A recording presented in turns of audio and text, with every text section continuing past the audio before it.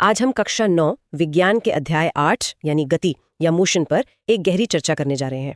हमारे पास एनसीईआरटी पर आधारित कुछ बहुत ही साफ और सीधे नोट्स हैं और हमारा लक्ष्य है कि इन नोट्स के हर एक बिंदु को लाइन दर लाइन समझें, बिल्कुल वैसे ही जैसे एक टीचर क्लास में समझाता है। बिल्कुल, हम हर परिभाषा, हर सूत्र और हर उदाहरण को पहले शब्दशः पढ़ेंगे और फिर उसे आसान भाषा में समझेंगे, ताकि गति से जुड़े जितने भी कॉन्सेप्ट्स हैं वो पूरी तरह से साफ हो जाएं। तो चलिए शुरू करते हैं। ठीक है, तो सबसे पहला स्लाइड है अध्याय 8 गति, और इसमें पहला टॉपिक है गति का वर्णन। परिभाषा दी गई है, समय के साथ किसी वस्तु की स्थिति में परिवर्तन को गति कहते हैं। हाँ, इसका बहुत सरल सा मतलब है, अगर कोई भी चीज समय के साथ अपनी जगह बदल रही है तो हम कहते हैं कि वो गति में है। जैसे कोई चलती हुई कार हो या कोई दौड़ता हुआ इंसान। अच्छा, इसमें कुछ महत्वपूर्ण शब्द भी दिए गए हैं। पहला है निर्देश बिंदु यानी रेफरेंस पॉइंट। लिखा है वह बिंदु जिसके सापेक्ष किसी वस्तु की स्थिति बताई जाती है। निर्देश बिंदु मतलब एक फिक्स्ड पॉइंट, जी, जिसकी मदद से हम ये बताते हैं कि कोई दूसरी चीज कहां पर है। इसके बिना तो हम गति को बता ही नहीं सकते। दूसरा शब्द है मूल बिंदु या ओरिजिन। लिखा है इसे मूल बिंदु भी कहा जाता है। ये निर्देश बिंदु का ही दूसरा नाम है। बेसिकली ये हमारी शुरुआती जगह होती है जहां से हम किसी भी दूरी को नापना शुरू करते हैं। यहाँ एक चित्र में उदाहरण भी दिखाया गया है। एक स्कूल है और एक रेलवे स्टेशन है जिनके बीच 2 किलोमीटर की दूरी दिखाई गई है और स्टेशन को निर्देश बिंदु बताया गया है। हाँ, उदाहरण में लिखा है यदि स्कूल रेलवे स्टेशन से 2 किलोमीटर उत्तर में है तो स्टेशन निर्देश बिंदु है। देखिए, इस उदाहरण में हम स्कूल की पोजीशन बताने के लिए किसका इस्तेमाल कर रहे हैं? रेलवे स्टेशन का। तो इसलिए रेलवे स्टेशन हमारा निर्देश बिंदु या रेफरेंस पॉइंट बन गया। ठीक है, ये बात समझ आ गई। अब अगला विषय है सरल रेखीय गति। यहाँ चित्र में एक सीधी रेखा है जिस पर 0 से 60 किलोमीटर तक के निशान हैं और कुछ बिंदु हैं O, A, B और C। ये चित्र एक सीधे रास्ते को दिखा रहा है जिस पर मान लीजिए कोई वस्तु चल रही है। तो अब 2 बहुत जरूरी शब्द आते हैं। पहला है दूरी। परिभाषा है वस्तु द्वारा तय किए गए पथ की कुल लंबाई, और उदाहरण दिया है O से A से C equals to 60 kilometres plus 25 kilometres equals to 85 kilometres. इसका मतलब ये हुआ कि वस्तु पहले 0 से 60 किलोमीटर तक गई, यानी बिंदु ए तक, और फिर ए से वापस 35 किलोमीटर वाले पॉइंट यानी सी पर आई।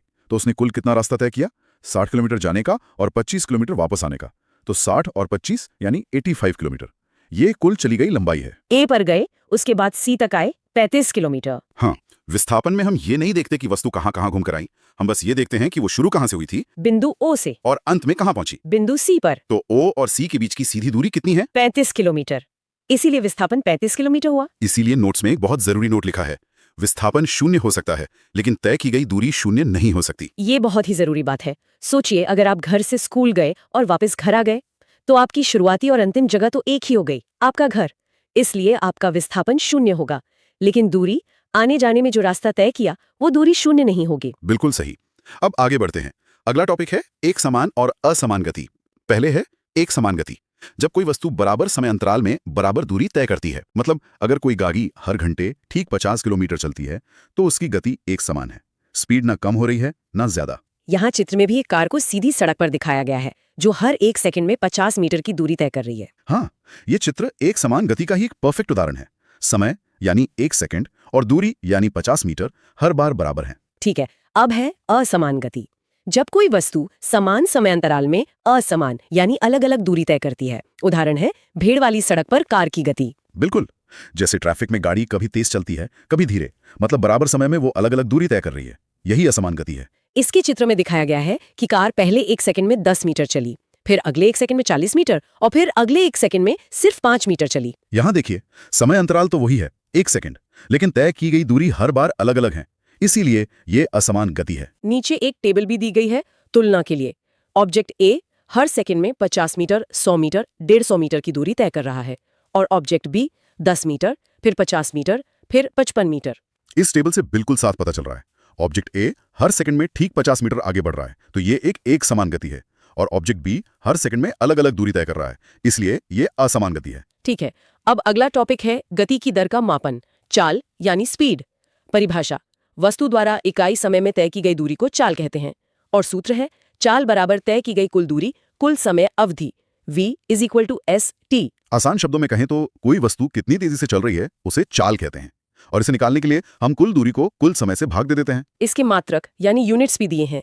SI मात्रक है मीटर प्रति सेकंड और अन्य मात्रक है सेंटीमीटर प्रति सेकंड और किलोमीटर प्रति घंटा। विज्ञान में हम ज्यादातर मीटर प्रति सेकंड का ही इस्तेमाल करते हैं, लेकिन आम जिंदगी में तो हम किलोमीटर प्रति घंटा मतलब kmh ही बोलते हैं। एक बहुत महत्वपूर्ण बिंदु लिखा है यहाँ पर। चाल एक अदिश स्केलर राशि है। इसमें केवल परिमाण मैग्नीट्यूड होता है, दिशा नहीं। हाँ, इसका मतलब यह है कि जब हम कहते हैं कि गाड़ी 60 किलोमीटर प्रति घंटा की चाल से चल रही है, तो हम सिर्फ उसकी तेजी बता रहे हैं। हम ये नहीं बता रहे कि वो किस दिशा में जा रही है। अच्छा, तो अगर दिशा भी बताएं तो वो क्या होगा? अगले स्लाइड पर है। दिशा के साथ चाल, वेग यानी वेलोसिटी। परिभाषा है, एक निश्चित दिशा में चाल को वेग कहते हैं। बस यही फर्क है। चाल और वेग में सिर्फ दिशा का फर्क है। हाँ। अगर हम कहें गाड़ी 60 किलोमीटर प्रति घंटा की चाल से उत्तर दिशा में जा रही है, तो ये वेग है। इसका सूत्र भी अलग है। वेग बराबर विस्थापन समय, दूरी की जगह विस्थापन। हाँ, और क्योंकि इसमें विस्थापन का इस्तेमाल होता है जो कि एक सदिश राशि है, इसलिए वेग भी एक सदिश राशि यानी वेक्टर क्वांटिटी है। एक और सूत्र दिया है, औसत वेग इक्वल्स प्रारंभिक वेग प्लस अंतिम वेग भागे 2। ये सूत्र सिर्फ तब काम करता है जब त्वरण एक समान हो। यहाँ एक बहुत अच्छा उदाहरण है। उषा 90 मीटर लंबे तालाब में तैरती है और वापस आती है। कुल दूरी 180 मीटर हुई, लेकिन विस्थापन 0 है। इसलिए उसकी औसत चाल तो 3 ms है, पर औसत वेग 0 ms है। तो एक बेहतरीन उदाहरण है जो चाल और वेग का अंतर साफ करता है। उषा 90 मीटर गई और 90 मीटर वापस आई, तो कुल दूरी हो गई 180 मीटर, जिससे औसत चाल निकल गई। लेकिन वो वापस अपनी शुरुआती जगह पर आ गई, तो उसका विस्थापन कितना हुआ? 0। और विस्थापन 0 होने की वजह से उसका औसत वेग भी 0 हो गया। बहुत बढ़िया।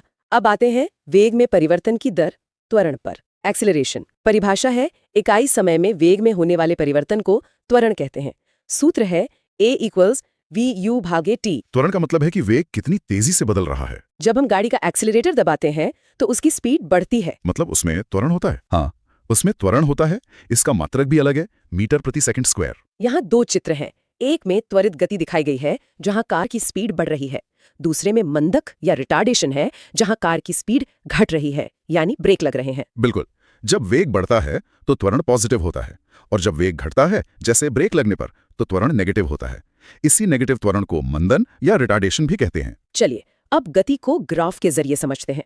पहला है गति का ग्राफीय प्रदर्शन 1, यानी दूरी समय ग्राफ। यहाँ 2 ग्राफ है। पहला एक समान चाल का है, जिसमें एक सीधी रेखा है। दूरी समय ग्राफ में अगर सीधी रेखा है तो इसका मतलब है कि वस्तु बराबर समय में बराबर दूरी तय कर रही है, मतलब उसकी चाल एक समान है। और दूसरा ग्राफ असमान चाल का है, जिसमें एक घुमावदार रेखा है। ये घुमावदार रेखा बताती है कि वस्तु की चाल बदल रही है, वो बराबर समय में अलग अलग दूरी तय कर रही है। और यहाँ एक नियम लिखा है, दूरी समय ग्राफ की ढाल यानी स्लोप चाल बताती है। हाँ, ग्राफ की ढलान जितनी ज्यादा खड़ी होगी, वस्तु की चाल उतनी ही ज्यादा होगी। हम इस ढलान को S2 S1 और T2 T1 सूत्र से निकाल भी सकते हैं। ठीक है, अब दूसरा ग्राफ है गति का ग्राफीय प्रदर्शन 2, यानी वेग समय ग्राफ। पहले ग्राफ में एक समान गति दिखाई गई है, जिसमें समय अक्ष के समानांतर एक सीधी रेखा है। वेग समय ग्राफ में सीधी समानांतर रेखा का मतलब है कि वेग बदल नहीं रहा है, मतलब त्वरण 0 है। और इस ग्राफ के नीचे के क्षेत्रफल को विस्थापन बताया गया है। ये बहुत महत्वपूर्ण बात है। वेग समय ग्राफ के नीचे का जो भी क्षेत्रफल होता है, वो वस्तु द्वारा तय किए गए विस्थापन के बराबर होता है। दूसरा ग्राफ एक समान त्वरण का है, जिसमें ऊपर की ओर जाती एक सीधी रेखा है। ये रेखा दिखाती है कि वेग जो है वो समय के साथ एक बराबर दर से बढ़ रहा है, यानी त्वरण एक समान है, यूनिफॉर्म है। चलिए अब आते हैं सबसे जरूरी हिस्से पर, गति के समीकरण। ये सीधी रेखा में एक समान त्वरण के लिए है। पहला है वेग समय संबंध, V = U + AT। हाँ। दूसरा समय स्थिति संबंध, S = UT + ½ AT²। और तीसरा वेग स्थिति संबंध, 2AS = V²U²। ये 3 समीकरण गति से जुड़ी लगभग हर गणना के लिए बहुत जरूरी हैं। इनमें U प्रारंभिक वेग है, V अंतिम वेग, A त्वरण, T समय और S दूरी या विस्थापन। तो अब एक उदाहरण देखते हैं। एक न्यूमेरिकल है। प्रश्न है, एक ट्रेन विरामावस्था से शुरू होकर 5 मिनट में 72 किलोमीटर प्रति घंटे का वेग प्राप्त करती है। ठीक है, इस प्रश्न में हमें त्वरण और तय की गई दूरी निकालनी है। तो स्टेप 1 में जो दिया है वो लिखा है, U = 0 क्योंकि ट्रेन विरामावस्था से शुरू हुई, V = 72 किलोमीटर प्रति घंटे जिसे 20 ms में बदला गया है, और T = 5 मिनट जिसे 300 s में बदला गया है। हाँ, सबसे पहला और जरूरी काम यही है, सभी मानों को SI मात्रक में बदलना, किलोमीटर प्रति घंटा को मीटर प्रति सेकंड में और मिनट को सेकंड में। स्टेप 2 में त्वरण निकाला गया है। सूत्र इस्तेमाल किया है, A = V - UT। तो A = 20 - 0 300, ये हुआ 115 मीटर्स पर सेकंड स्क्वायर। यहाँ हमने गति के पहले समीकरण का इस्तेमाल करके त्वरण का मान निकाल लिया। और स्टेप 3 में दूरी निकाली है। सूत्र है 2AS = V² - U²। गणना करने पर S का मान 3000 मीटर यानी 3 किलोमीटर आया है। बिल्कुल, दूरी निकालने के लिए हमने गति के तीसरे समीकरण का उपयोग किया और हमारा उत्तर आ गया। बढ़िया। अब हमारा अगला और आखिरी विषय है एक समान वृत्तीय गति, यूनिफॉर्म सर्कुलर मोशन। परिभाषा है, जब कोई वस्तु वृत्तीय पथ पर एक समान चाल से चलती है तो इसे एक समान वृत्तीय गति कहते हैं। यानी स्पीड तो एक जैसी है लेकिन रास्ता गोल है, जैसे घड़ी की सुई की गति या किसी मोड़ पर एक ही स्पीड से घूमती कार। यहाँ एक सवाल पूछा गया है, त्वरित गति, और जवाब है हाँ। आगे लिखा है, भले ही चाल समान है लेकिन दिशा लगातार बदल रही है, इसलिए वेग बदलता है और त्वरण होता है।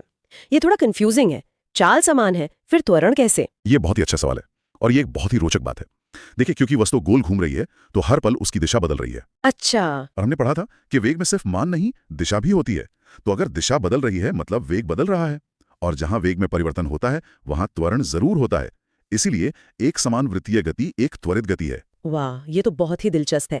अब एक एक्टिविटी है जिसमें धागे के छोर पर पत्थर बांधकर घुमाने के लिए कहा गया है और लिखा है कि अगर धागा छोड़ दिया जाए तो पत्थर वृत्त की स्पर्श रेखा यानी टेंजेंट की दिशा में चला जाता है। हाँ, चित्र में दिखाया भी गया है कि एक व्यक्ति पत्थर घुमा रहा है। अगर किसी भी पॉइंट पर रस्सी टूट जाती है या छोड़ दी जाती है तो पत्थर उस पॉइंट से सीधी रेखा में उड़ जाता है, गोल नहीं घूमता। और निष्कर्ष ये है कि यह दर्शाता है कि वृत्तीय गति में दिशा हर बिंदु पर बदलती रहती है। यह एक्टिविटी यही साबित करती है कि हर बिंदु पर गति की दिशा अलग होती है, जो उस बिंदु पर खींची गई स्पर्श रेखा के साथ होती है। चलिए, अब कुछ रोचक तथ्य हैं। क्या आप जानते हैं? पहला है स्पीडोमीटर, यह वाहन की तात्कालिक चाल मापता है, और ओडोमीटर यह वाहन द्वारा तय की गई कुल दूरी मापता है। हाँ, हमारी गाड़ी या बाइक में जो सुई स्पीड बताती है वो स्पीडोमीटर है, और जो मीटर कुल किलोमीटर बताता है वो ओडोमीटर है। आगे लिखा है हवा में ध्वनि की चाल 346 मीटर पर सेकंड होती है। ये ध्वनि की गति का एक मानक मान है। और पृथ्वी का सूर्य के चारों ओर घूमना एक समान वृत्तीय गति का उदाहरण है। हालांकि पृथ्वी का पथ पूरी तरह गोल नहीं है, पर इसे समझने के लिए एक अच्छा उदाहरण माना जाता है। ठीक है, अब आखिरी स्लाइड्स पर आते हैं। एक टेबल है जिसमें सभी मात्रक और परिभाषाएं एक साथ दी गई हैं। दूरी, विस्थापन, चाल, वेग, त्वरण, सबके मात्रक और प्रकार यानी अदिश या सदिश। ये टेबल तो पूरे अध्याय का सार है। इससे अदिश और सदिश राशियों के बीच का अंतर और उनके मात्रक याद रखना बहुत आसान हो जाता है। और अंत में आपने क्या सीखा? चैप्टर की समरी। इसमें सारे मुख्य बिंदु दिए गए हैं, गति की परिभाषा, दूरी विस्थापन का अंतर, चाल और वेग के सूत्र, त्वरण, ग्राफ और तीनों समीकरण। हाँ, ये इस अध्याय के सबसे मुख्य बिंदु हैं। परीक्षा के लिए इन्हें याद रखना बहुत जरूरी है। और आखिरी स्लाइड पर लिखा है धन्यवाद और परीक्षा के लिए शुभकामनाएं। चलिए, बहुत बढ़िया। तो ये था गति पर हमारा विस्तृत सत्र। हमने गति की परिभाषा से लेकर उसके समीकरणों और ग्राफ तक, मुझे लगता है हर पहलू को कवर कर लिया। बिल्कुल। और हमने ये भी देखा कि कैसे दूरी और विस्थापन या चाल और वेग जैसी मिलती जुलती लगने वाली चीजों में बहुत महत्वपूर्ण अंतर होता है। जाते जाते एक विचार छोड़ जाते हैं। हमने पढ़ा कि गति को बताने के लिए एक निर्देश बिंदु, एक रेफरेंस पॉइंट जरूरी है। तो क्या इसका मतलब ये है कि इस ब्रह्मांड में कोई भी चीज निरपेक्ष रूप से, मतलब एब्सोल्युटली स्थिर या गतिशील